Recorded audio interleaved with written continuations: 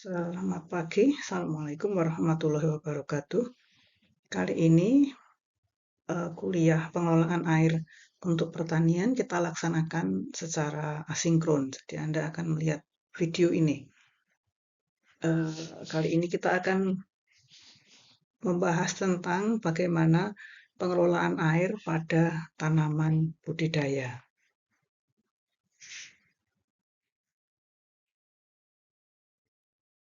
Kita tahu bahwa air itu adalah faktor yang penting untuk tanaman.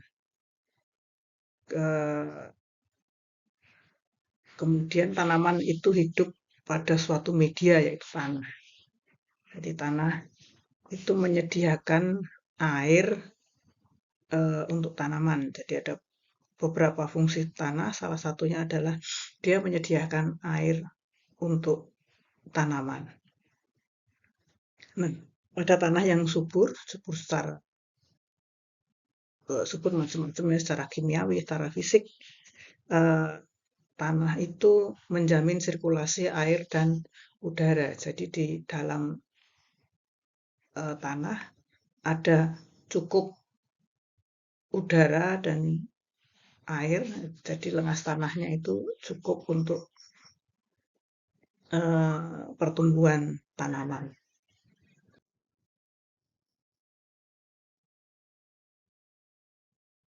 Kemudian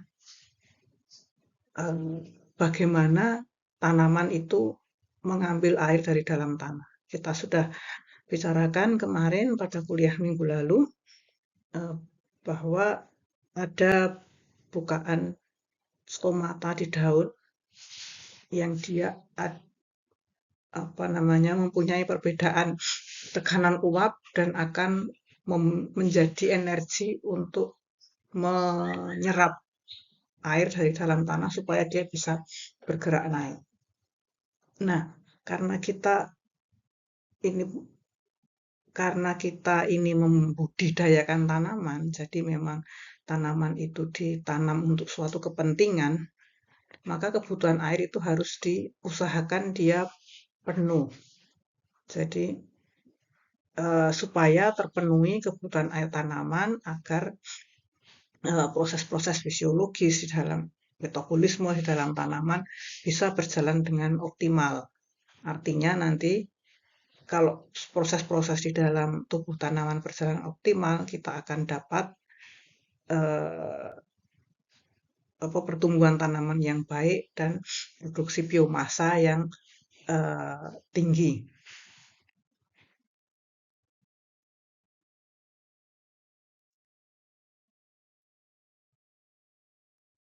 Ini adalah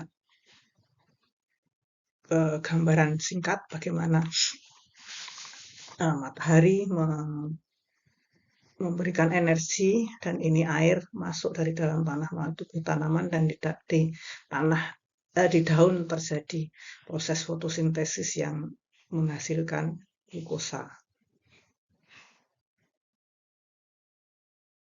Jadi secara ringkasnya banyak fungsi air untuk tanaman ya. Kita sudah bicarakan kemarin, tapi ada secara ringkasnya begini. Jadi air diperlukan untuk pencernaan, transport mineral dan hasil fotosintesis, untuk penunjang tubuh, untuk pertumbuhan. Nah, ini proses-proses yang sama untuk semua makhluk hidup. Jadi ada pencernaan, ada transport, ada penunjang tubuh, pengisi sel ya, dan ada pertumbuhan. Tapi untuk tanaman ada fungsi khusus, yaitu untuk fotosintesis dan untuk transpirasi. Detailnya kita sudah bicarakan pada minggu lalu. Nah, kenyataannya sebagian besar air dipergunakan untuk transpirasi. Jadi air yang dipakai untuk seluruh proses dalam tubuh, akhirnya dia akan menguap juga, akan transpirasi. Nah, transpirasi itu adalah proses evaporasi dari bagian tubuh tanaman. Jadi kita ada bagian stomata, yaitu memang dia lubang di daun yang bisa mengeluarkan air dalam bentuk gas, jadi uap air.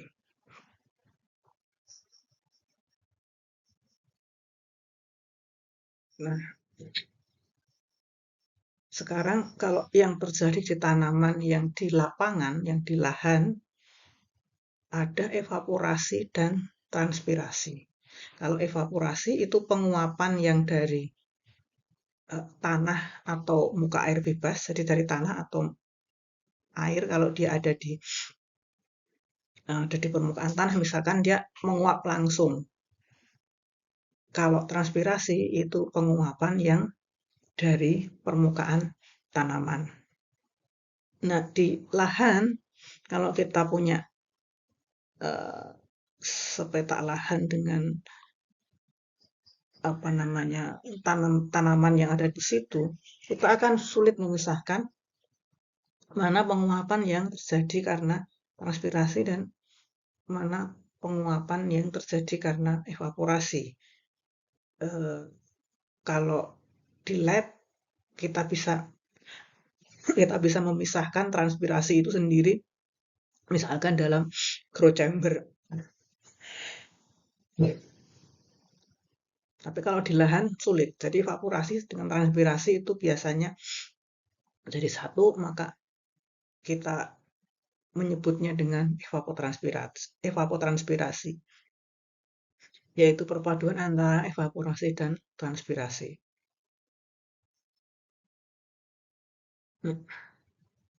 Karena eh, tanaman yang diberikan air pada tubuh tanaman itu sebagian besar akan evaporasi, akan transpirasi yang menguap melalui permukaan tanaman, maka kebutuhan air tanaman didefinisikan sebagai jumlah air yang dibutuhkan oleh tanaman. Nah, air ini adalah yang dipakai untuk menggantikan evapotranspirasi. Jadi karena apa air itu menguap baik dari tanaman maupun dari tanah di sekitar tanaman itu, maka air itu harus diganti, diberikan lagi ke tanaman. Itulah yang disebut dengan evapotranspirasi. Jadi kalau kebutuhan air tanamannya itu dia harus menggantikan evapotranspirasi supaya tanamannya tumbuh dengan normal.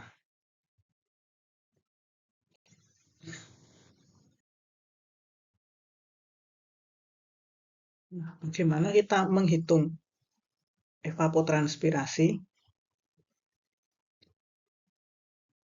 Biasanya evapotranspirasi suatu tanaman kita eh, hitung dengan persamaan, yaitu ETC sama dengan KC kali etanol.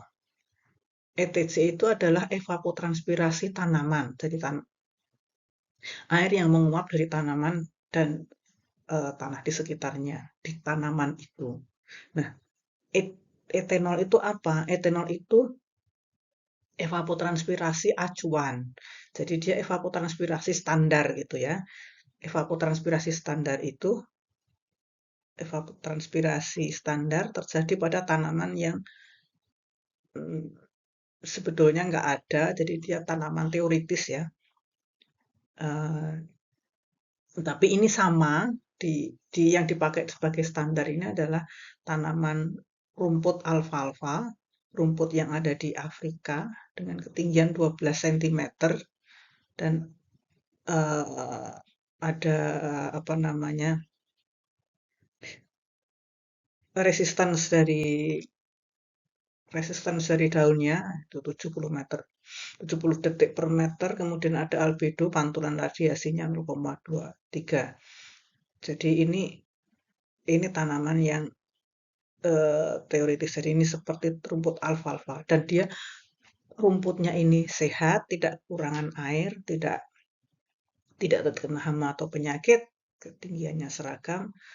Nah, itulah evapotranspirasi yang terjadi pada tanaman, itulah yang kita pakai sebagai standar. Kemudian KC ini adalah koefisien tanaman, faktor tanaman. Nah, kita bahas KC dulu. Jadi KC ini tergantung pada jenis tanaman dan umur tanaman. biasanya eh, setiap tanaman itu punya KC tertentu, punya koefisien tertentu. Nah, koefisien ini pada awal tumbuhnya itu biasanya tidak terlalu besar, dia masih kecil, tapi kemudian seiring dengan perkembangan tanaman, dia akan semakin besar KC itu sampai pada suatu tahap tertentu. Nah, tahap itu dia pada saat itu dia maksimal dan apa namanya, dia tetap besarnya tetap. Kemudian menjelang dia panen, biasanya dia akan KC-nya akan turun lagi.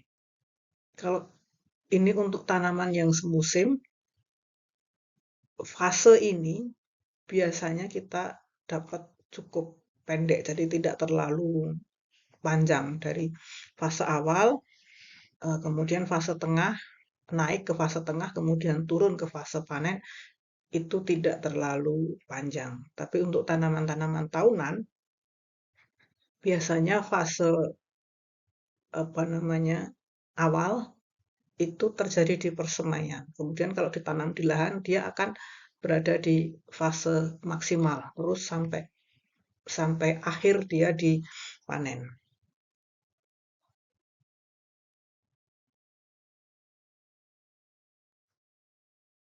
Nah, selanjutnya bagaimana kita menghitung evapotranspirasi referensi.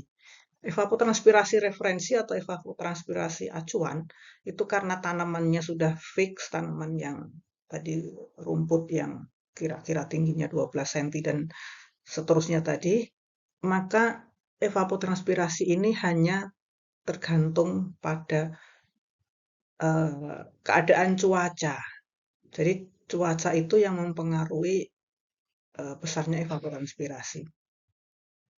Jadi ada faktor-faktor temperatur, kelembapan, kemudian kecepatan angin, penyinaran matahari itu semua berpengaruh pada besarnya evapotranspirasi acuan.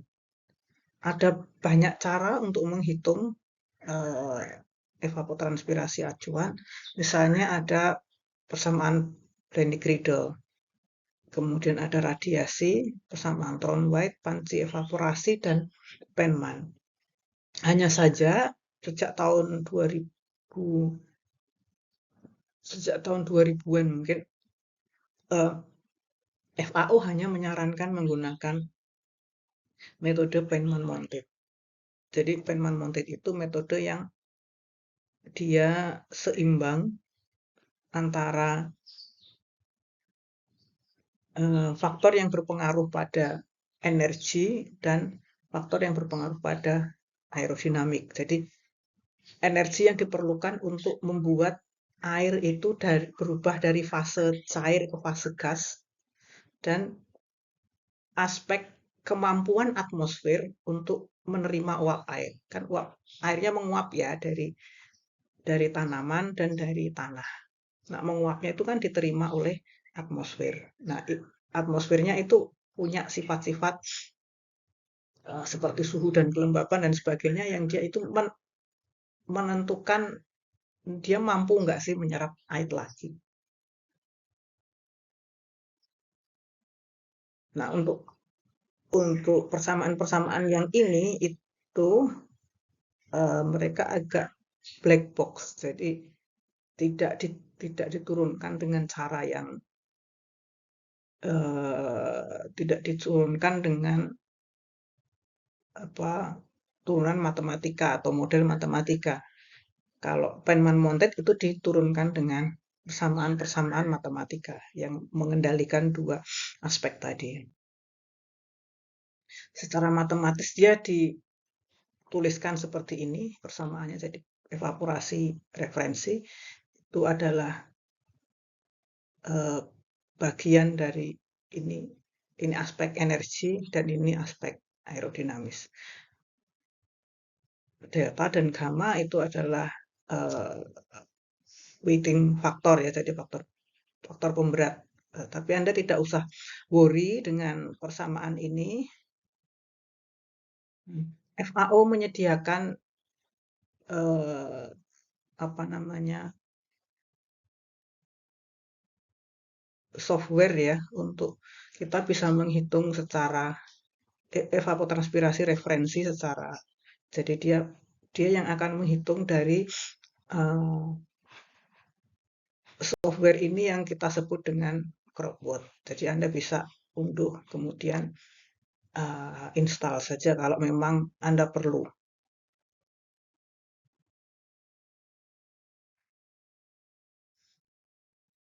Nah, itu tadi kebutuhan tanaman. Nah, sebetulnya kebutuhan irigasi itu kalau di lahan sebagian besar itu dipenuhi oleh hujan. Jadi kalau kebutuhan air, kalau tanaman itu memerlukan air, maka air itu diperoleh dari air hujan yang pokok. Jika air hujan tidak cukup, maka kita berikan air irigasi.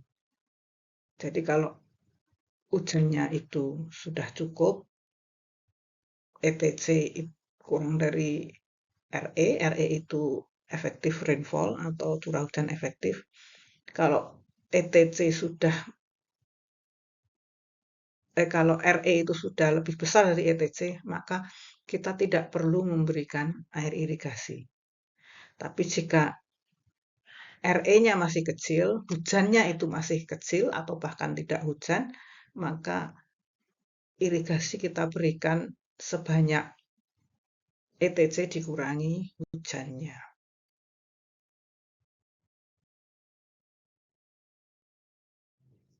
Kemudian kita punya persoalan lagi tentang kapan dan berapa banyak air irigasi itu harus diberikan. Nah, hal ini kita bicarakan di namanya penjadwalan irigasi. Sebetulnya penjadwalan irigasi itu adalah untuk menentukan kapan dan berapa banyak air irigasi itu harus diberikan. Kalau kita melihat macam-macam penjadwalan irigasi, kita bisa melihat bahwa ada frekuensi tetap, jumlah tetap. Kalau kita baca buku-buku panduan-panduan budidaya, kita bisa menemukan bahwa misalkan suatu tanaman, oh ini harus diairi setiap hari dengan jumlah sekian liter gitu misalkan. Tanaman ini harus diairi setiap hari dengan jumlah sekian liter per tanaman atau apa gitu. Nah, ini namanya frekuensi tetap, jumlah tetap. Jadi kapan diberikannya itu tetap setiap hari atau misalkan 2 hari sekali atau 3 hari sekali itu namanya frekuensi tetap dan jumlahnya tetap diberikan dengan jumlah yang tetap. Biasanya untuk frekuensi tetap jumlah tetap ini sudah ada penelitian atau percobaan yang mendahului sehingga diambil kesimpulan bahwa harus setiap berapa waktu kemudian jumlahnya berapa itu sudah ada penelitian sebelumnya. Kemudian bisa juga dia frekuensinya bervariasi tapi jumlahnya tetap. Jadi kapannya itu melihat kondisi. Oke, jadi kalau dinilai diperlukan apa namanya air, baru air itu diberikan. Jadi belum tentu setiap hari, belum tentu 2 hari sekali, belum tentu seminggu sekali. Kalau diperlukan air diberikan, jumlahnya tetap. Jadi selalu di ini. Kemudian bisa juga frekuensi tetap, jumlahnya bervariasi. Bisa juga pokoknya setiap hari harus memberi air. Nah, diberikannya sebanyak apa? Sebanyak jumlahnya bervariasi. Kemudian yang terakhir, frekuensinya bervariasi, jumlahnya bervariasi. Jadi kapan memberikan air juga tidak tidak selalu tetap dan jumlahnya juga tidak sama. Nah, penentuan kapan dan jumlahnya berapa itu ada beberapa indikator. Jadi paling tidak ada 3 indikator, indikator tanaman, indikator iklim, dan indikator tanah. Jadi kalau kita melihat misalkan, oh tanamannya sudah mulai agak layu, nah, itu artinya dibutuhkan air. Nah, itu untuk menentukan kapan diperlukan. Kemudian ada indikator iklim. Dengan kondisi cuaca, kita bisa melihat berapa banyak sih yang diperlukan dengan menghitung misalkan evapotranspirasi tadi. Kemudian kondisi tanah. Kondisi tanah kalau tanahnya kering, maka kita akan berikan air. Berapa banyak? Ya, sampai airnya cukup untuk mengisi lengas tanah, misalkan sampai ke kapasitas lapang, misalnya seperti itu. Jadi itu bisa apa namanya bisa bervariasi. Kalau frekuensi tetap sunnah tetap, kita sudah tidak mempertimbangkan indikator ini lagi. Tapi kalau ada sesuatu yang bervariasi, entah itu frekuensinya, entah itu jumlahnya, kita harus memperhatikan salah satu berapa, kapan dan berapa yang diberikan itu ada tanda-tanda dan perhitungannya. Nah, jika kita menggunakan indikator tanah, maka jumlah air yang diberikan itu adalah apa namanya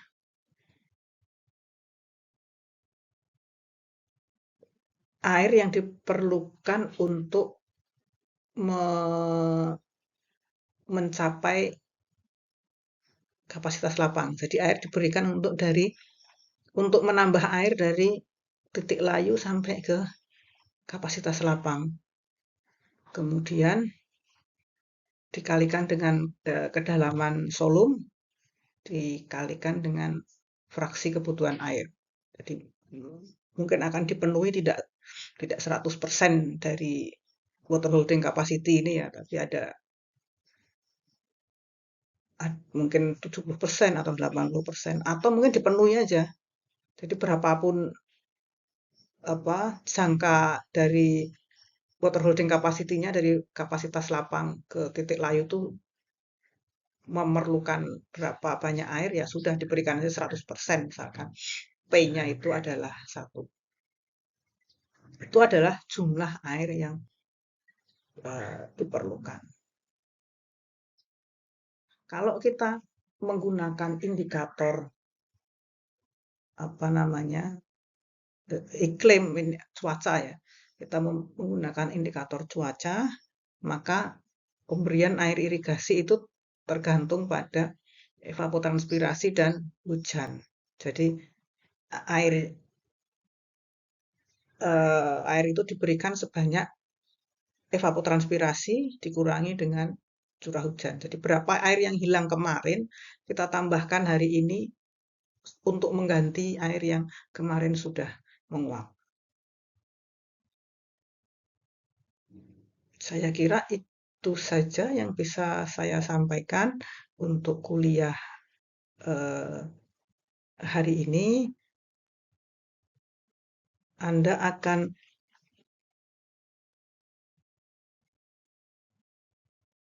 apa namanya? Nanti saya akan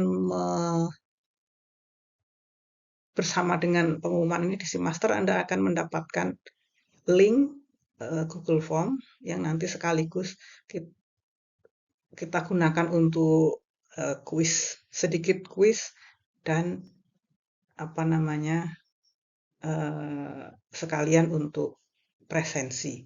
Demikian, selamat pagi dan assalamualaikum warahmatullahi wabarakatuh.